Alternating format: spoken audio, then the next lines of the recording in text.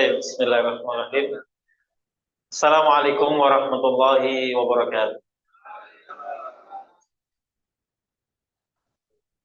Innal hamdalillah wassalatu wassalamu ala Rasulillah wa ala alihi wa ashabihi wa man tabi'a huda.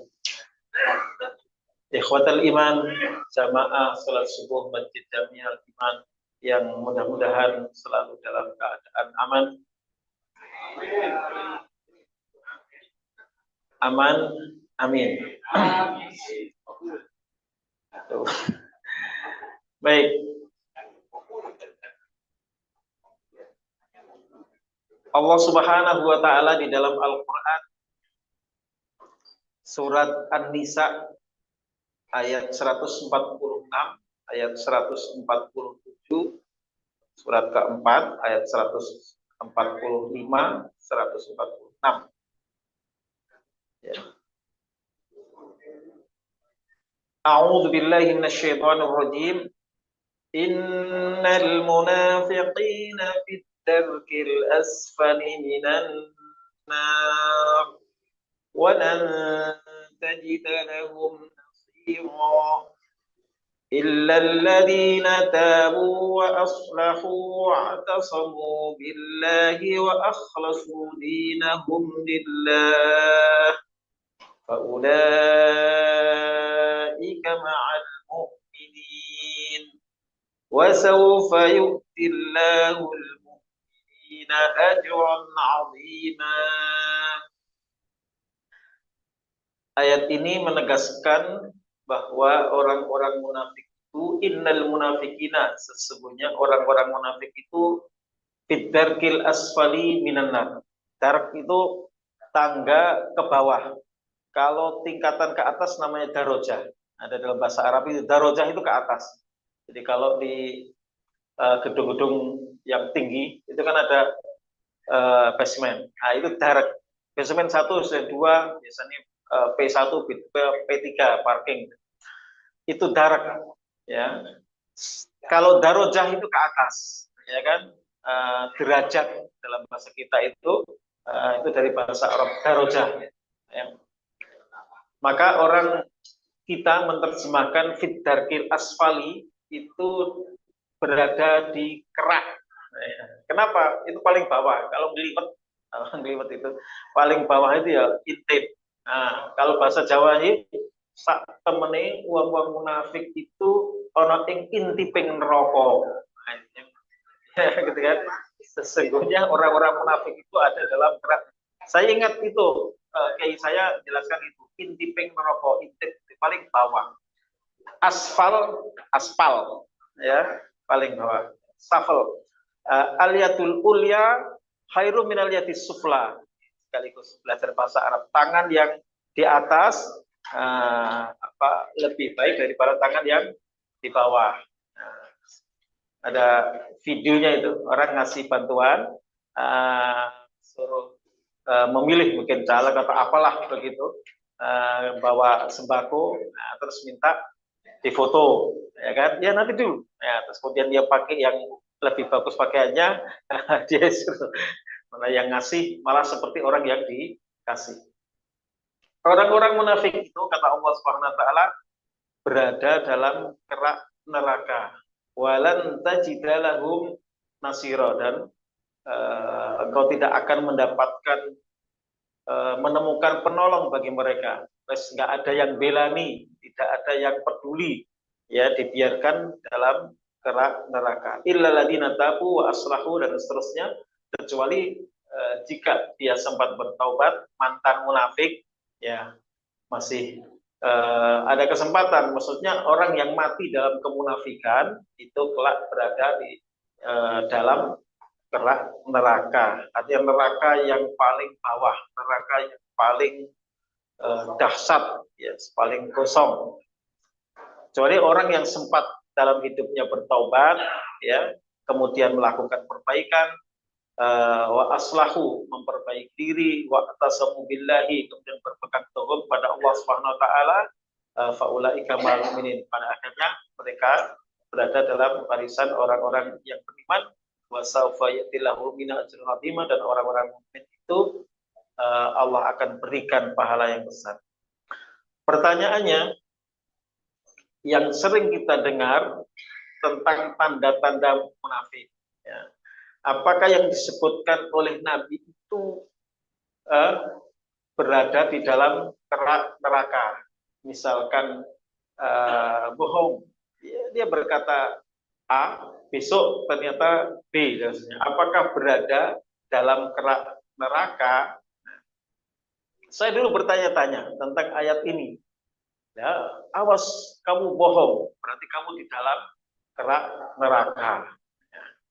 Nah, sebenarnya nifak itu terbagi menjadi dua.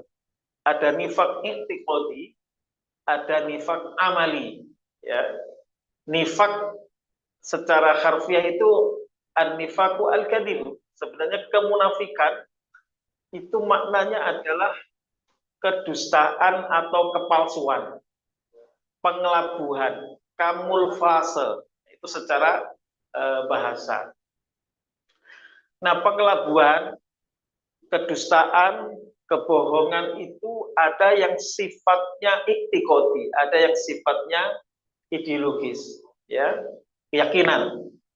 Ada yang sifatnya amali, kelakuan, perilaku, akhlak.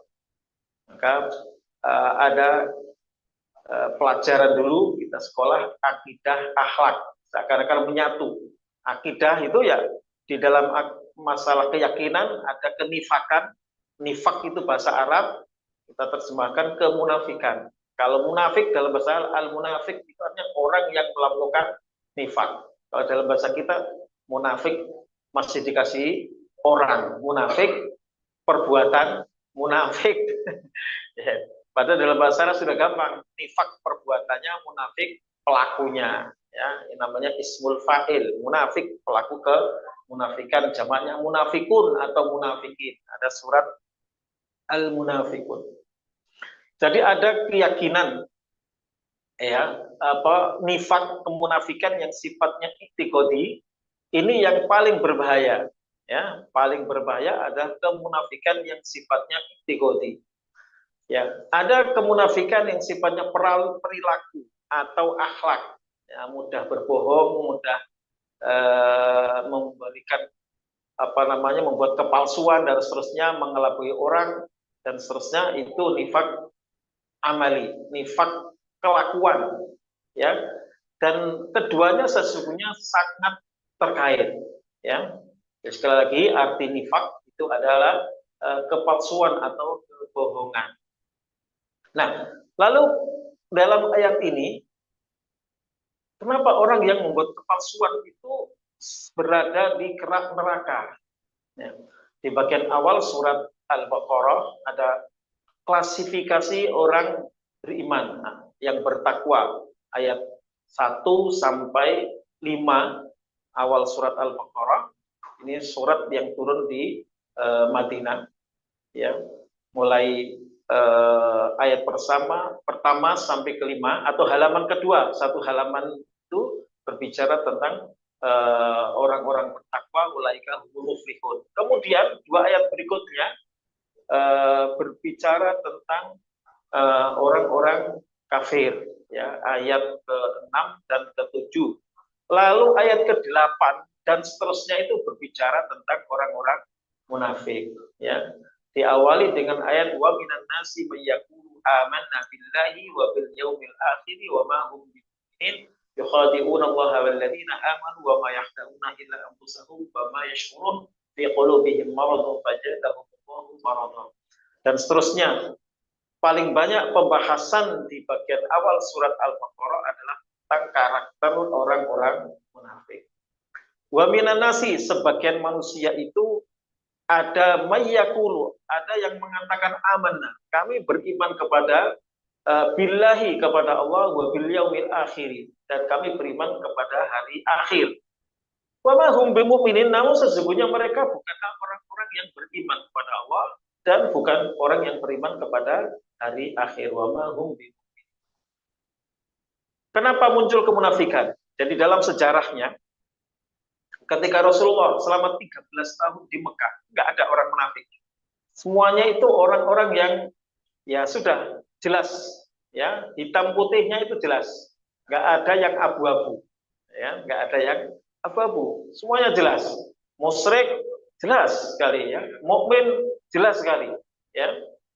Nah, setelah Rasulullah hijrah ke Yasrib, ke kota Madinah, dan kemudian Rasulullah berbaik-baik dengan kalangan ahli kitab, bahkan membuat piagam Madinah, ya itu oleh para pengamat, ini secara lahiriahnya ini menguntungkan kaum Yahudi dan seterusnya, termasuk juga perjanjian perdamaian itu seakan-akan itu menguntungkan mereka. Namun kaum Yahudi pada akhirnya mengkhianati, dan kemudian kaum muslimin memiliki kekuatan, ya jumlahnya banyak, ya ekonomi juga dominan, ya dan seterusnya. Maka ada orang-orang yang terancam, ya terancam kedudukannya, ya terancam status sosialnya, terancam ekonominya, terancam banyak sekali keterancaman, ya. Kalau terancam ya apa kanan sih enak, maka mereka kemudian membuat kepalsuan, ya. Ini kalau kita memusuhi kaum muslimin, kita bisa hancur, ya kan? Ya. Maka eh, mereka memakai baju, ya kaum muslimin, ya tapi hatinya tetap bersama orang-orang kafir. Nah, itu awal mula kemunafikan, ya. Ini yang disebut di ayat ke-8 dari surat Al-Baqarah. Wa min nasi may yaqulu amanna billahi wa bil yaumil akhir wa ma hum bimumin. Di antara manusia ada orang-orang yang mengatakan mengaku, betul, ini tepat sekali, mengaku kami beriman kepada Allah, kami beriman berakhir. Wa ma hum bimumin. Namun hakikatnya mereka itu bukan orang yang beriman. Apa sih tendensinya? Karena ingin penyelamatan diri saja, ya.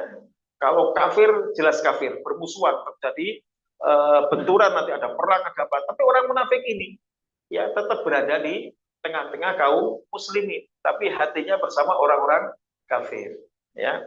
Yukhadi'unallaha walladzina amanu. Mereka itu bermaksud menipu Allah dan menipu orang-orang yang beriman. Ya, wa ma yakhta'una illa anfusahum wa ma yash'urun. Namun sesungguhnya mereka itu tidaklah menipu kecuali terhadap diri mereka sendiri. Nah, di dunia orang-orang munafik ini nifak ibtikoti, ya. Jadi luarnya soleh, orangnya Islam, tapi dalamannya kafir. Maka hukumannya menjadi berat di akhirat nanti. Kalau orang kafir, jelas, hitam putihnya jelas, terjadi konfrontasi, misalkan harus ada peperangan, ya. Mereka kaum kufar, baik dari kalangan ahli kitab maupun dari kaum musyrikin, jelas. Tapi kalau orang munafik itu nggak bisa dihukumi seperti mereka. Jadi dia aman dunianya. Bahkan di antara mereka itu sholat di belakang Rasulullah. Ya, casingnya Muslim tapi dalemannya kafir. Ya, casingnya soleh tapi dalemannya toleh.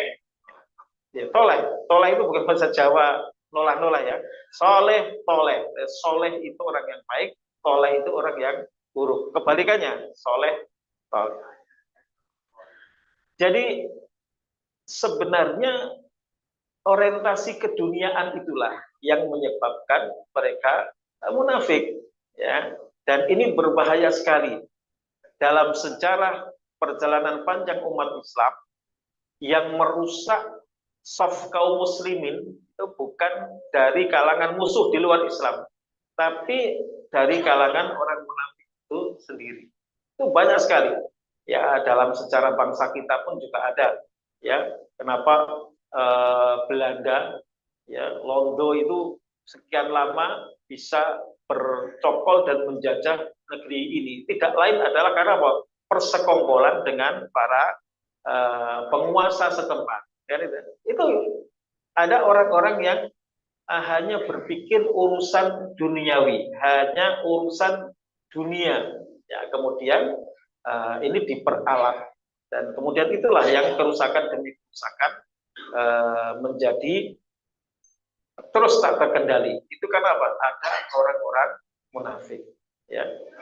Dan kita tahu pada akhirnya terbongkar orang-orang munafik itu zaman Nabi, karena Rasulullah dikasih tahu oleh malaikat Jibril dan Rasulullah pun memberitahu kepada diantaranya orang kepercayaan beliau yaitu Hudzaifah itu Yaman, dikasih daftar A B C D F. Apa enggak kita sikat saja? Ya kita ya enggak bisa begitu. Ya apa kata dunia kalau bahasa kita ini. Nanti bahkan putra Abdullah bin Ubay bin Salul itu meminta izin kepada Rasulullah. Itu ayahku ya Rasulullah, tapi itu kalau engkau izinkan saya bunuh, akan saya penggal lehernya, akan seperti itu. Tidak bisa. Ya. Karena di dunia tidak bisa dihukumi, ya maka innal munafiqina fi darkil asfali minan nar. Maka orang-orang munafik itu kelak berada di dalam kerak api neraka. Nah, itu rahasianya. Ini nifak iktikoti, ya nifak secara keyakinan atau ideologis. Ini paling berbahaya, kemunafikan yang paling puncak.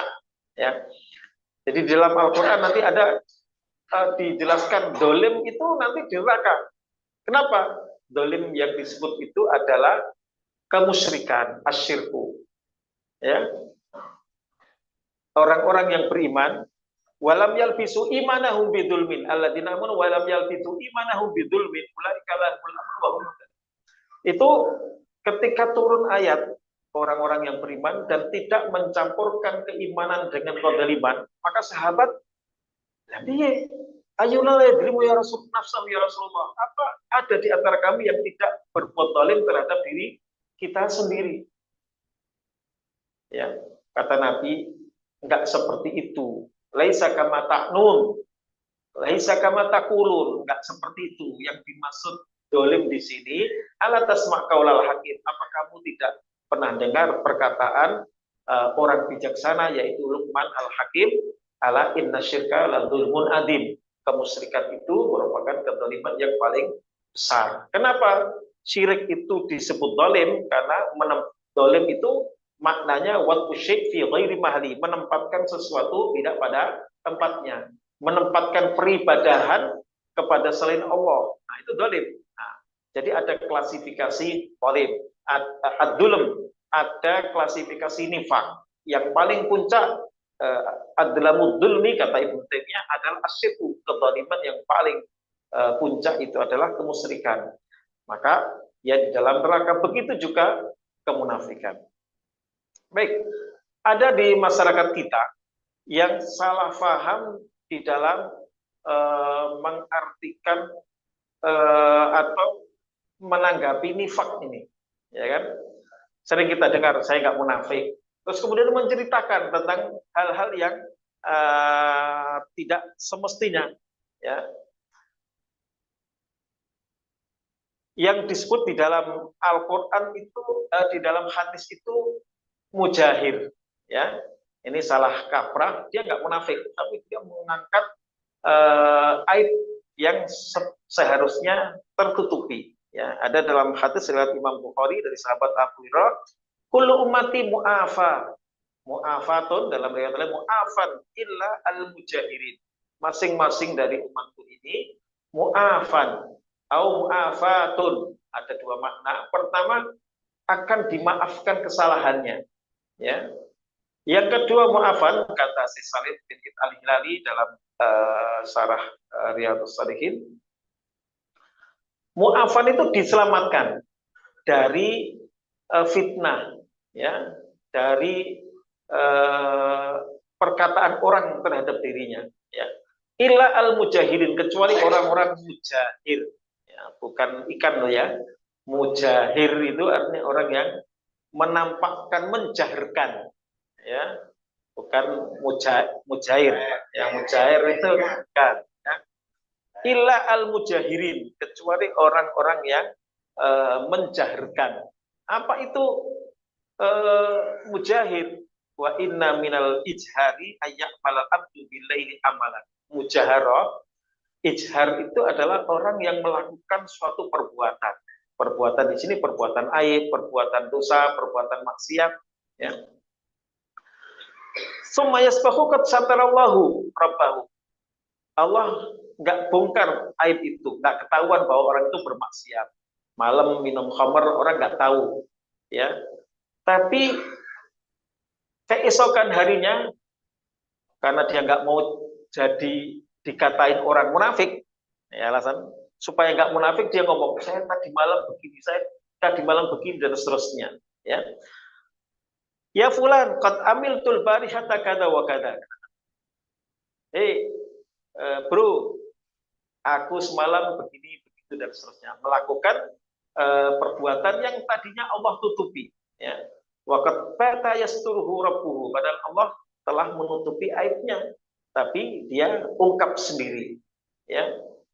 Faisbiku yaksifu sitrawahanula, dia mengungkapkan. Jadi aib itu sebisa mungkin ditutupi. Tidak ada orang yang terlepas dari perbuatan dosa. Tapi ketika itu tertutup, ya diistighfari, ditaubati. Jangan kemudian, oh saya tidak munafik. Anda munafik, nggak jujur, nggak ngomong apa adanya. Nah ini berbahaya. Dan ini kita sering saksikan orang-orang yang ya begitulah, yang ada di muncul di layar kaca, apa saya nggak munafik, saya begini. Apalagi naudzubillah dari ada podcast yang mengaku ya berbuat zina begini dan seterusnya, naudzubillah. Itu namanya mujaharah. Mujaharah orangnya mujahir. Ini juga sulit. Kenapa dalam hadis tadi disebutkan dia sulit untuk mendapatkan maaf? Kenapa? Dia nentang Allah terang-terangan. Wah, aku jujur, saya sudah meniduri sekian. Nah, gitu kan? Di kejujuran yang salah kaprah di dalam memaknai kejujuran, ya kan?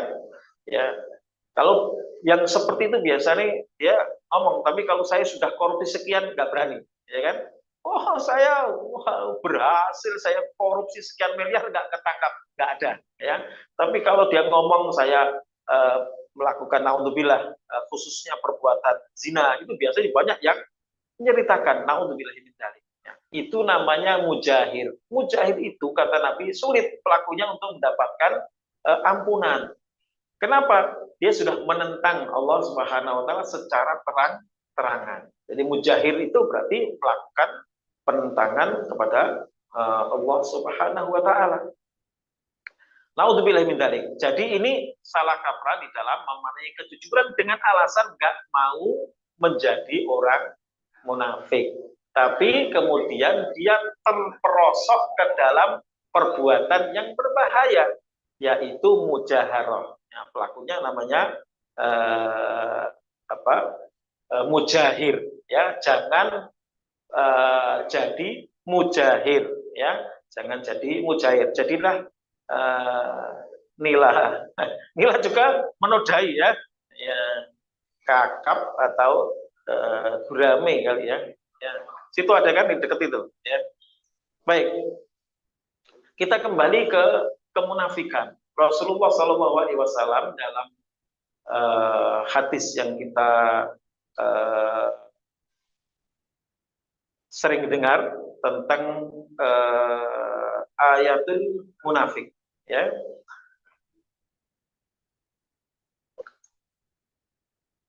Dalam hadis Nabi mengatakan ayatul munafiki salasun, ya.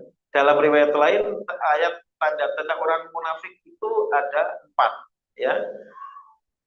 Arbaun mangkunna fihi kana munafiqun khalison. Ada 4 ciri manakala keempatnya itu ada pada diri seseorang karena munafiqun khalison, maka dia adalah orang munafik yang benar-benar. Oh, ini 100% munafik. Wa man kana kanat fi khoslatun minan, ya kana khoslatun minan. Kalau ada satu saja atau beberapa di antaranya, maka dia memiliki ciri kemunafikan, ya. Dalam riwayat lain ayatul munafiki salasun, ada 3 ciri, ayat itu tanda ciri orang munafik. Idza hadatsa kadzaba wa idza wa'ada akhlafa wa idza tumina khana. idza hadatsa kadzab. Ketika dia berbicara, dia berdusta. Ya. Kedustaan atau kebohongan itu biasanya untuk kepentingan, ya, kepentingan duniawi, kepentingan materi, kepentingan kekuasaan, kepentingan macam-macam, ya. Idza hadatsa kadzab. Wa idza wa'ada akhlafa. Kalau dia berjanji, dia mengingkari, ya. Wa idza tumina khana, dan ketika diberi amanah dia berkhianat. Dan satu lagi dalam hadis yang menceritakan tentang empat ciri munafik itu, wa idza khasama fajara. Ketika dia beradu dia curang, ya, berantem gini, ya mestilah hadap-hadapan, tapi ini sudah noleh tiba-tiba tusuk dari belakang gitu ya. Nah, itu enggak gentle, ya, curang. Kecurangan itu merupakan ciri orang-orang munafik. Ini bisa dalam pengertian nifak amali maupun nifak iktikodi. Ya, nifak amali ya, dia ngomong, dia bohong. Dia ngomong beriman, ternyata tidak beriman. Dia ngomong, oh sudah, tenang saja. Nah, semuanya sudah beres. Ini proyek sudah jalan, sudah dipesan ini mobil sudah 6.500 itu sudah inden, gimana? Ternyata 10 tahun juga nggak ada. Misalkan, ya kita nggak tahu. Ini contoh loh ya, contoh. Saya nggak menyebut seseorang, tidak. Ini kan gambaran supaya lebih jelas bahwa kalau ngomong dia bohong. Ada kepentingan duniawi yang dicari. Wa idza wa'ada akhlafa, kalau janji juga gitu. Maka hati-hati dengan orang yang mudah mengumbar janji. Nah, hati-hati dengan janji. Ya, ingkar janji itu betul-betul menyakiti. Ya, hati-hati. Ya. Dan ketika orang sudah melakukan satu kebohongan, biasanya menutup dengan kebohongan yang baru lagi. Dan terus dan seterusnya. Maka ini oleh Nabi Shallallahu Alaihi Wasallam diingatkan kita hati-hati. Dalam hadis riwayat Ibnu Majah dari sahabat Abu Hurairah, Rasulullah SAW bersabda, saya fi ala nasi sanawatul khadda. Nanti akan tiba suatu masa sanawatul khadda'at. Tahun-tahun, sanah itu jamak dari sanawat, itu jamak dari sanah, tahun. Sanawatul khadda'at. Ada tahun-tahun di mana tahun-tahun itu penuh dengan tipuan. Ya. Saya buka dalam syarah, Imam Suyuti menjelaskan tentang khadda'at ini ada beberapa pengertian.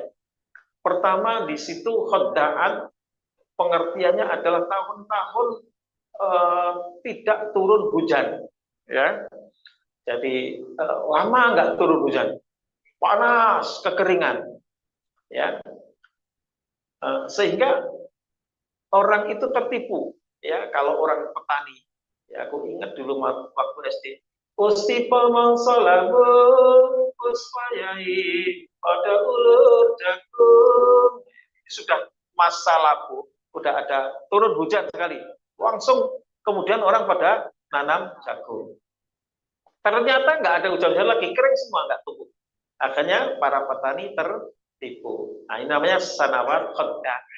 Para petani tertipu loh. Kislabu, jebule nggak ada hujan lagi, kering. Akhirnya ya sudah nggak jadi tumbuh. Saya anak petani, jadi saya tahu itu terjadi.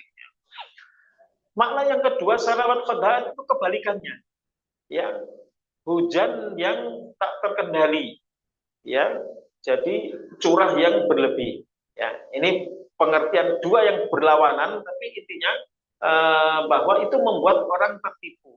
Akhirnya menanam pun gagal, ya kan? Ada gagal panen karena kebanjiran, ada juga gagal tanam karena nggak tumbuh karena kekeringan panjang. Maka ini sanawat khadda'ah, kata Imam Suyuti dalam menjelaskan hadis ini. Tapi secara harfiah, tahun-tahun yang penuh dengan tipuan, ya, ya, mari kita mengkaca apakah kita pernah tertipu. Naudzubillah kalau menipu, ya, naudzubillah kalau tertipu itu ya, ya sudah takdir, ya kan. Kalau punya apa misalkan apa ya, atasan yang begini, ya sudah takdir. Ya kan gitu. Ya kan nggak bisa menentukan. Ya. Nabi mengatakan apa tahun-tahun yang penuh tipuan itu yusaddaku fihal kadhib. Orang yang bohong ini terkait dengan tadi munafik itu yang dianggap orang yang benar. Yusaddaku dibenarkan. Fiha tahun-tahun itu al-kadhibu orang yang bohong. Orang yang bohong dikatakan orang yang benar. Ya. Nauzubillahi min dzalik. Yusaddaku fihal kadhib. Ini nubuat Nabi. Wa yukadzabu fiha shadiq. Orang yang benar dikatakan bohong. Wis bolak-balik ya. Wa yu'tamanu fihal khainu. Orang yang berkhianat mendapatkan mandat. Orang yang berkhianat mendapatkan amanat ya. Wa yukhawwanu fihal aminu. Sementara amin, orang yang terpercaya. Oh, bukan, itu amin. Kenapa? Ya, dulu saya pernah jelaskan. Jadi ada amin, ada amin, ada amin. Jadi beda modotnya itu maknanya sudah berbeda. Ya. Amin, beda lagi itu ya. Kalau itu ya karena hanya satu kan, A M I, nah itu Anis Caimin. Kalau amin, gitu kan. Tapi kalau amin itu Allahumma stajib lana. Amin. Panjang, A-nya 2, I-nya 2. Itu Allahumma stajib lana. Kalau amin itu artinya orang yang terpercaya. Ya, kalau amin berimanlah ya dalam surat Al-Aqaf. Ya. Ya. Ya. Wa yukhawanu fihal aminu. Rasulullah itu kan amin. Amin itu orang yang amanah. Ya, digelari al-amin itu orang yang terpercaya, nggak pernah bohong. Maka ketika Rasulullah berdiri di Bukit Sofa, mengumpulkan suku-suku ya yang ada di sekeliling Mekah, Rasulullah menyampaikan sesuatu yang nggak mungkin orang percaya kalau tidak Rasul yang menyampaikan. Wahai para suku-suku Arab, Bani Muthalib, Bani Hasim, kalau saya katakan, ya, anna ara'aitum law akhbartukum anna khalan khalfa hadzal wadi, akuntum musaddiqi. Para dulur, kalau saya menyampaikan, bagaimana pendapat kalian kalau saya bilang ini ada pasukan berkuda akan menyerbu di balik lembah ini, apakah kalian percaya? Enggak ada ceritanya pasukan berkuda. Ya kalau engkau yang mengatakan, maka kami akan percaya. Majarabna alaika kadiba. Aku enggak pernah mendapati engkau berbohong sekalipun. Ya, artinya ini yang ngomong bukan hanya orang yang beriman, tapi orang yang percaya kepada kejujuran Rasulullah. Orang kafir, orang musyrik tetap tahu Muhammad itu al-amin. Nah, gitu kan. Ada saatnya amin itu orang yang memang diberi amanah.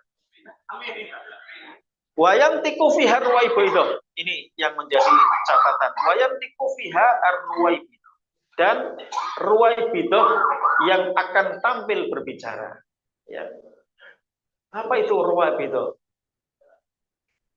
Kalau kata Nabi, ketika ditanya kila wa mar ruwaibidah ya Rasulullah, ruwaibidah itu apa? Jadi robit itu artinya ruwaibid itu ismu tasghir. Ya, isim tasghir itu misalkan hirun, apa kucing, hurair, kucing kecil, ya kan?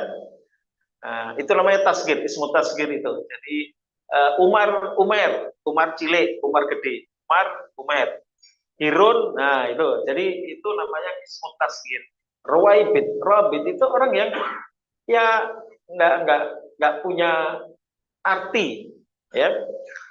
Kemudian Rasulullah mengatakan ar-ruwaibidah itu ar-rajulun tafih fi amril amah. Dalam riwayat lain as-safihu yatakallamu fi amril amah. Ruwaibidah itu adalah at-tafih. Tafih itu orang yang bodoh, nggak ngerti apa-apa, ya.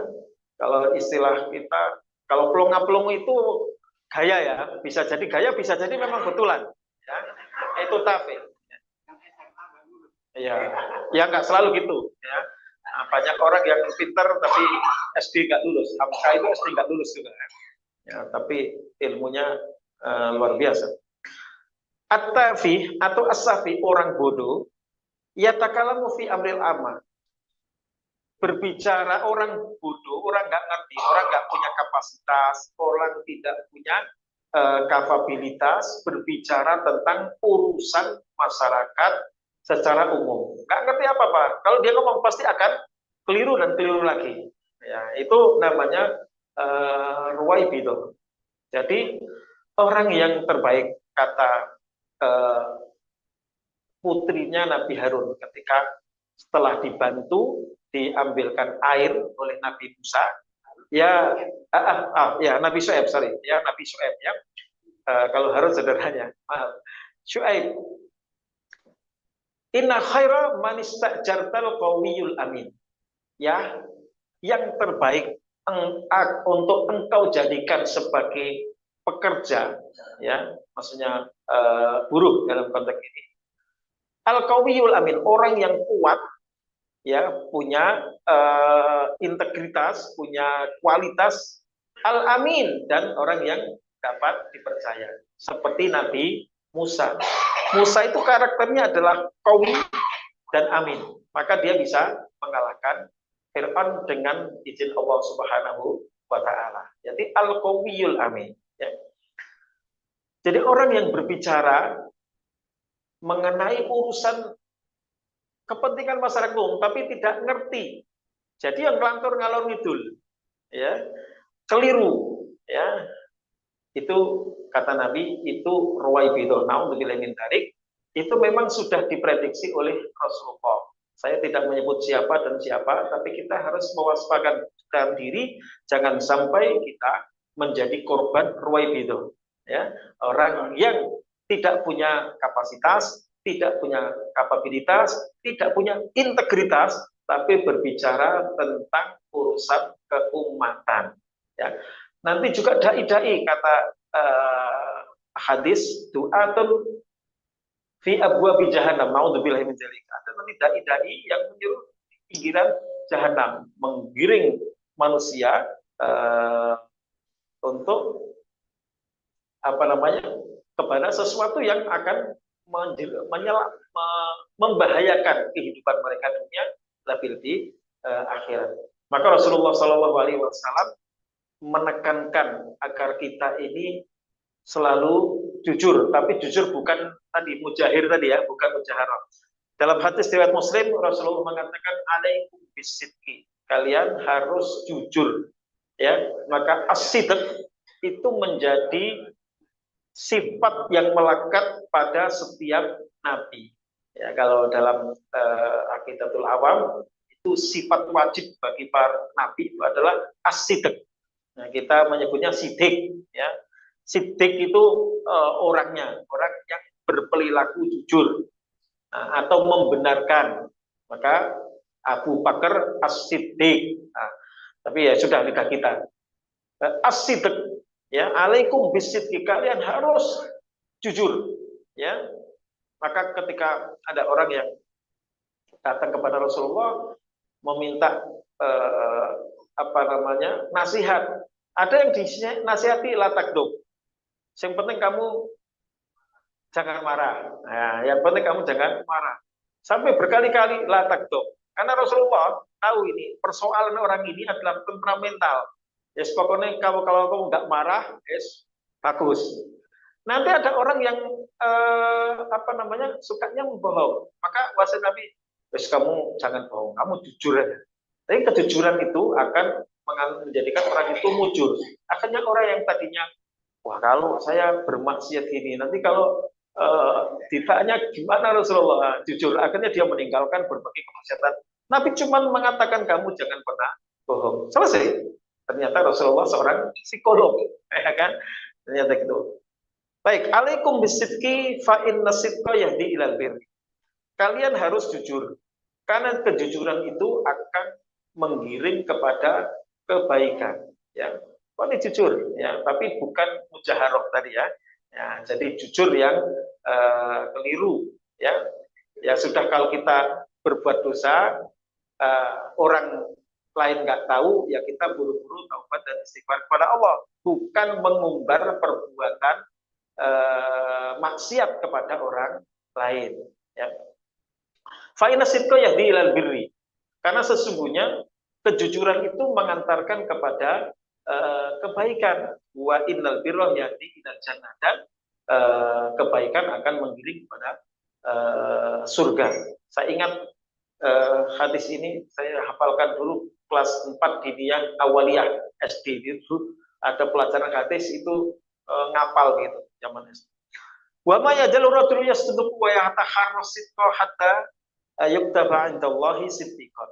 Seseorang itu akan berkata jujur dan terus melatih diri untuk berbuat kejujuran hatta yuktaba indallahi siddiqan, sampai akhirnya nanti akan dicatat di sisi Allah sebagai orang yang jujur, orang yang benar. Ya, jujur atau benar itu ya, kalau dalam bahasa kita terjemahannya yaitu ya faulaika wa maitillah wa rasulai faulaika ma'al ladina an'ama alaihim minan nabiyyin was-siddiqin was-suhada'i was-salihin. Orang yang siddiq, yang paling siddiqnya siddiq adalah membenarkan ketauhidan Allah Subhanahu wa taala, mentauhidkan Allah.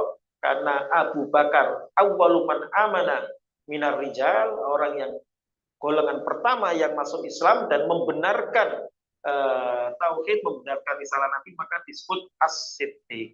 Ya. Wa iyyakum wal kadiba, kata Nabi, jauhi, waspadai, jangan sampai Anda berbuat dusta. Ya. Fa innal kadiba yahdi ilal fujur, karena satu kebohongan itu akan mengantarkan kepada perbuatan fujur, perbuatan dolim, perbuatan dosa. Wa innal fujur yahdi ilal nar, dan kefajiran, perbuatan dosa itu akan menggiring pelakunya kepada neraka.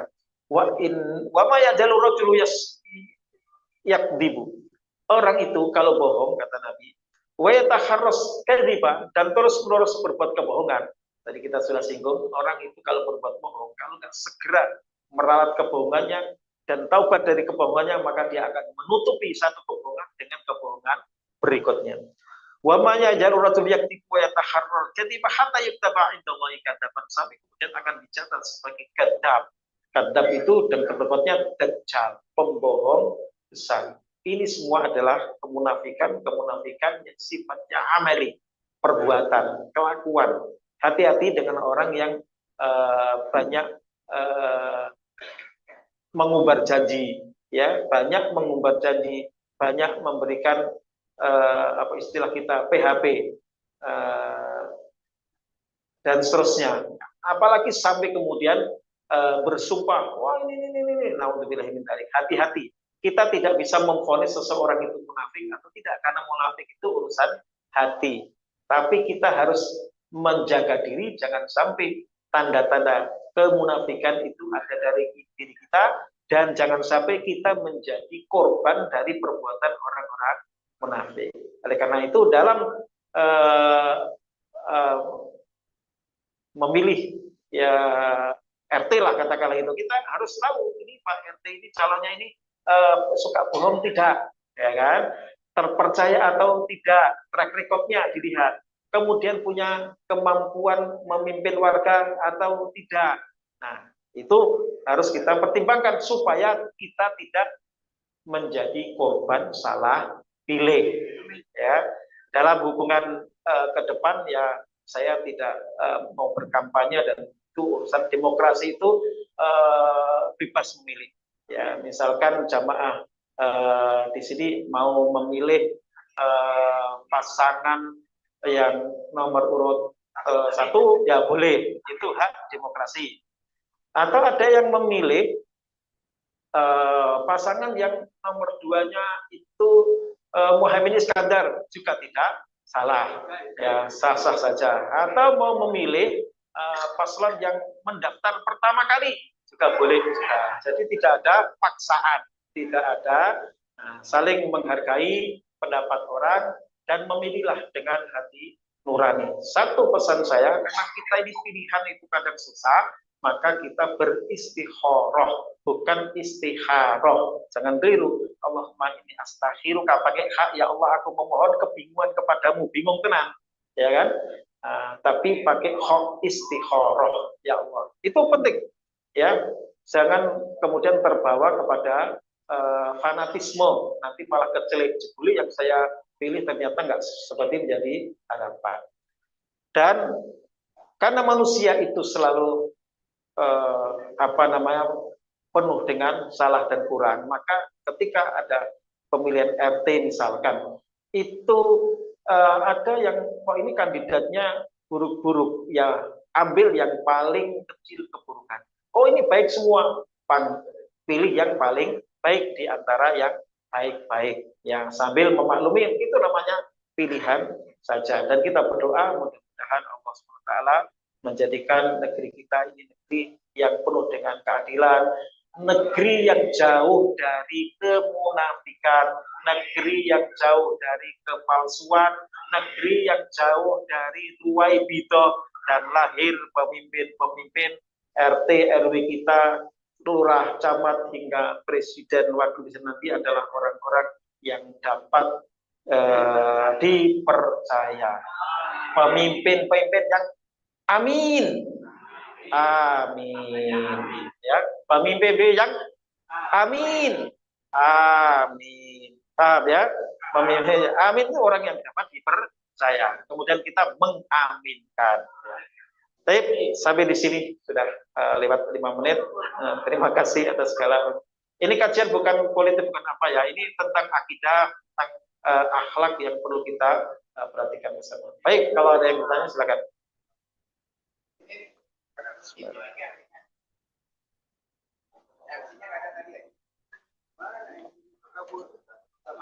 Ya.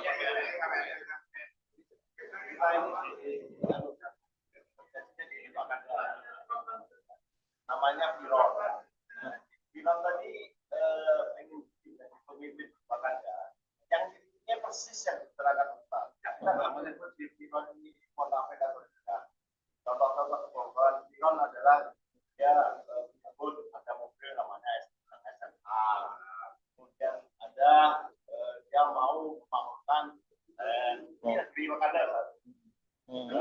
Terus kemudian banyak sekali ternyata itu alat untuk bohong dan itu disaksikan oleh orang-orang sekitarnya. Pertanyaannya adalah masyarakat maupun ulama yang sekarang sudah tahu, karena sekarang kan negara Wakanda itu kan sangat modern, negaranya untuk catatan semua sudah tahu. Pertanyaannya rakyat maupun katakanlah ulama yang sudah mengetahui mempunyai kewajiban nggak untuk katakanlah nggak tahu ini ilmunya bagaimana? Ya, langsung saja ya. Jadi ciri-ciri dalam hadis itu, karena Nabi ya nggak pernah meleset, kata prediksi, istilah umum itu nubuat, apa yang disampaikan, nabak, informasi di kemudian hari itu pasti terbukti. Ya, apapun itu, ya. Hanya saja memang kadang mengenai ciri-ciri masa tertentu itu telah muncul, maka itu kita harus waspada. Kemudian tentu saja setiap orang yang mengetahui hal itu, ya, punya kewajiban untuk menyampaikan. Kenapa? Saya mendadak, aku perlu menyampaikan hadis tentang Ruwaibidah, hadis tentang yang terkait dengan kemunafikan, ya, dan juga meluruskan salah paham mengenai kemunafikan, mengenai kejujuran yang keliru itu. Maka kewajiban bagi kita semua adalah menyadarkan, mengingatkan, ya, agar kita tidak, kalau terjerumus itu sampai terlalu dalam, nggak kuat balik lagi. Tapi kalau baru jatuh itu mungkin satu tangga, nggak sampai nyungsep, nggak sampai mampus. Tapi kalau kita jatuh itu sampai terlalu dalam jurangnya, itu kemungkinan balik lagi itu kecil. Maka kita selamatkan bangsa kita ini bukan masalah suka tidak suka, tapi kita semua punya kewajiban ketika melihat perbuatan zalim, kita harus cegah. Unsur akhaka zaliman aw madluman, kata Nabi. Selamatkan, tolong saudaramu yang berbuat zalim atau yang dizalimi. Adzzalim ya Rasulullah. Ya. Al-madlum ya fa kaifa bidzalim, kata Nabi. Ya Rasulullah, gimana kami menolong, membantu orang yang berbuat dolim? Kalau yang didolimi, ya kami bantu. Apa kata Nabi? Kamu cegah dia dari perbuatan dolim.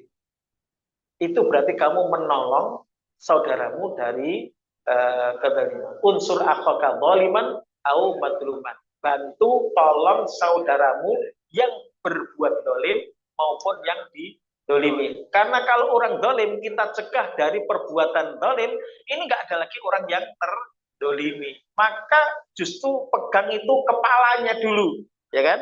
Lebih memang roksennya ini, roisnya itu, maka disebut roisul jumhuriyah, presiden itu bahasa Arabnya, itu kepalanya yang paling pokok. Maka ini menjadi kewajiban bagi kita, jangan kemudian membabi buta atau karena suka tidak suka, tapi ini kewajiban kita semua. Ketika ada tanda-tanda yang sudah disebutkan itu, waspada, dan kita jika sambil terus memohon kepada Allah, doa kepada Allah agar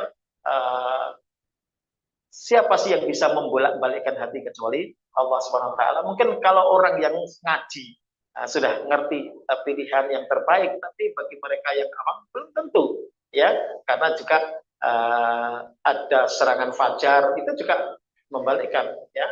Yang penting siapa yang ngasih amplop, yang penting siapa yang ngasih kartu, yang penting siapa yang ngasih susu, yang penting siapa yang ngasih makan siang, dan selesai itu kan repot. Nah, untuk pilih dari banyak. Monggo, Pak. Assalamualaikum. Nah, ini juga saya nggak bicara politik kok, mengkaji hati soal.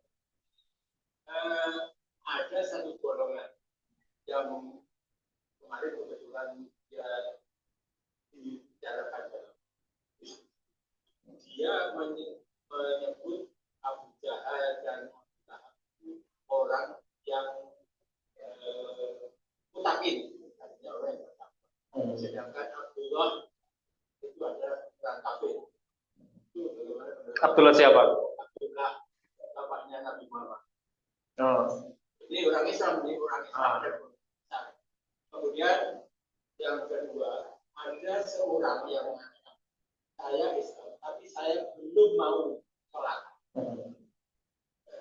Disebut apa itu orang yang? Karena siapa yang bisa membuat aku sholat, aku akan sholat.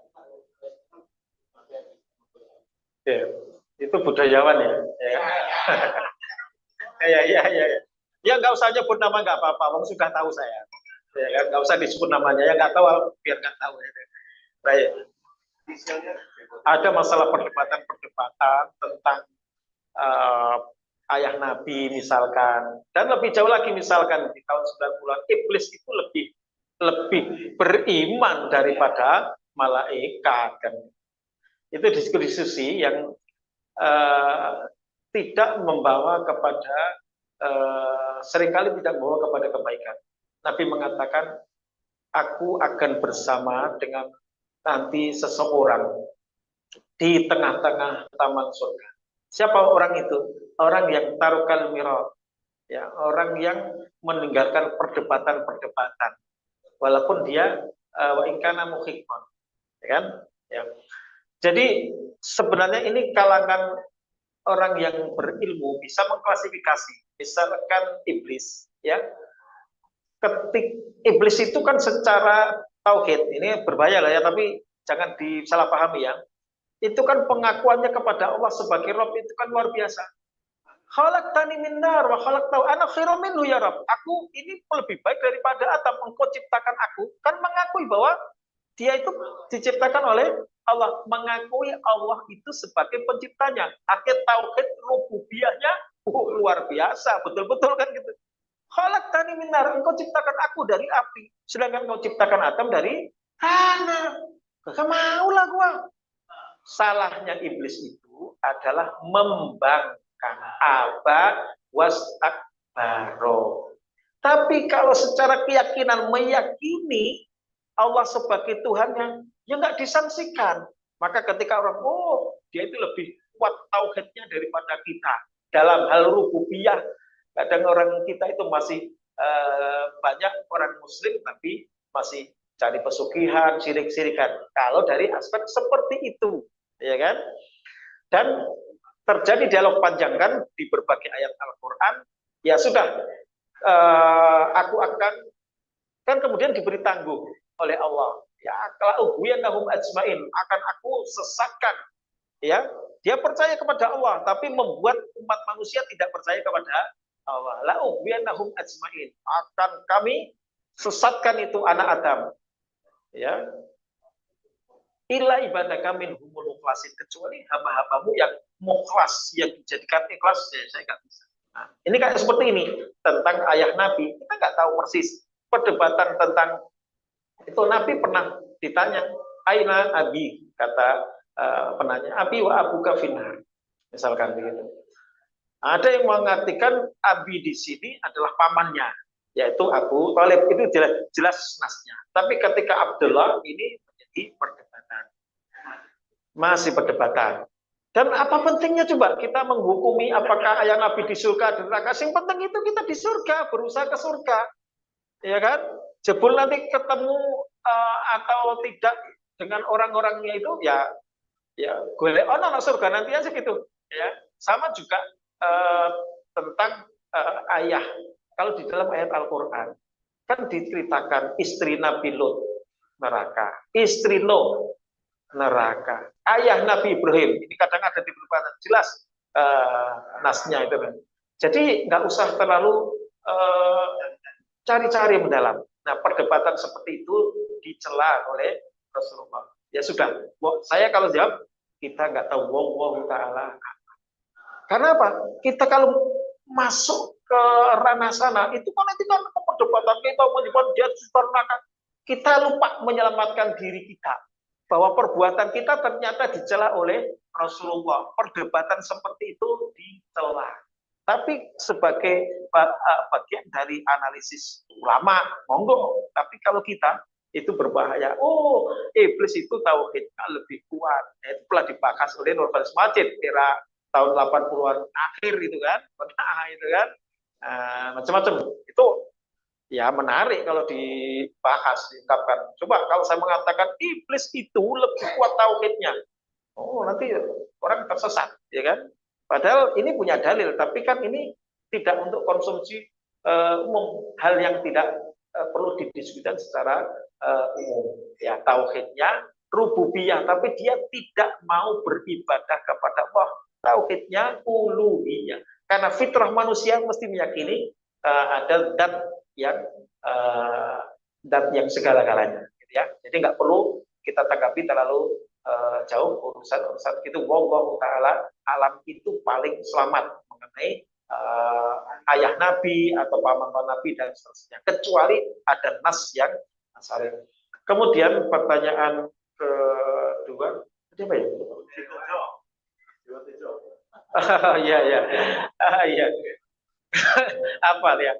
Jadi begini, ini persoalan hidayah, ya. Jadi yang menjadikan seseorang itu masuk Islam, Nabi ditanya oleh seseorang, tapi seseorang ini sebenarnya malaikat Jibril, ya kan?